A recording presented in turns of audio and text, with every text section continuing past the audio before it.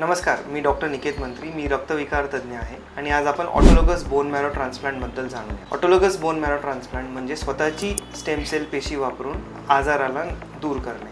हा multiple myeloma आणि lymphoma या विशिष्ट आजारांमध्ये उपयोगी पडतो आणि काही बिनाईन आजार असतात त्याच्यामध्येही हा उपयोगी पडतो.